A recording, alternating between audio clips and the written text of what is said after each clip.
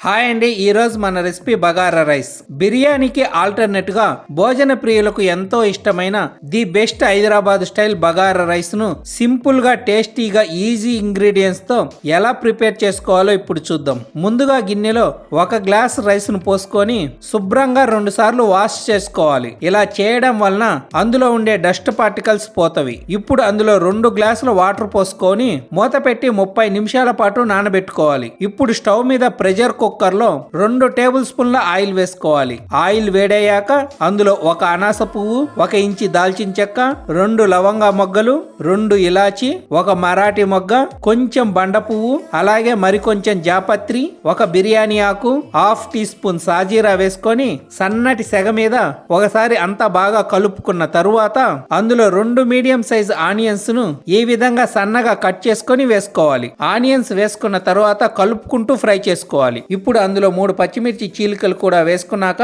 అందులోనే 1 table spoon అల్లం వెల్లుల్లి పేస్ట్ వేసుకోవాలి. అల్లం వెల్లుల్లి పేస్ట్ పచ్చి వాసన పోయేంత వరకు ఫ్రై చేసుకోవాలి. ఆనియన్స్ కాస్త మెత్తబడి కలర్ చేంజ్ అయ్యాక అందులో 1 టేబుల్ స్పూన్ ధనియాల పొడి, 1/2 టీ స్పూన్ గరం మసాలా కూడా వేసుకొని కలుపుకోవాలి. అందులోనే గుప్పెడు కొత్తిమీర తరుగు కూడా వేసుకొని మరోసారి అంతా బాగా కలుపుకోవాలి. ఇప్పుడు ముందుగా నానబెట్టుకున్నటువంటి రైస్ ను కూడా వేసుకొని ఆ మొత్తాన్ని కలుపుకోవాలి. మసాలాలన్నీ కూడా తగిన క్వాంటిటీలో వేస్తేనే బగారా రైస్ కు అసలైన టేస్ట్ వస్తుంది. పచ్చిమిర్చి అనేది మీరు తినగలిగేంత కారాన్ని బట్టి వేసుకోవాలి. బియ్యం బాగా నానడం వలన రైస్ కుక్ అయ్యాక పొడి పొడిగా వస్తుంది. ఈ విధంగా మంటను లో ఫ్లేమ్ లో ఉంచి 1 నిమిషం పాటు కలుపుకున్నాక అందులో 2 గ్లాసులు వాటర్ పోసుకోవాలి. అదే బాస్మతి రైస్ కి అయితే 1 గ్లాస్ రైస్ కు 1.5 గ్లాస్ వాటర్ సరిగ్గా సరిపోతుంది. ఈ విధంగా రైస్ అంతా వాటర్ లో బాగా కలుపుకున్న తరువాత ఇప్పుడు అందులో రుచికి తగినంత సాల్ట్ కూడా వేసుకొని కలుపుకోవాలి. ఈ విధంగా కలుపుకున్నాక మూత పెట్టి మంటను మీడియం ఫ్లేమ్ లో ఉంచి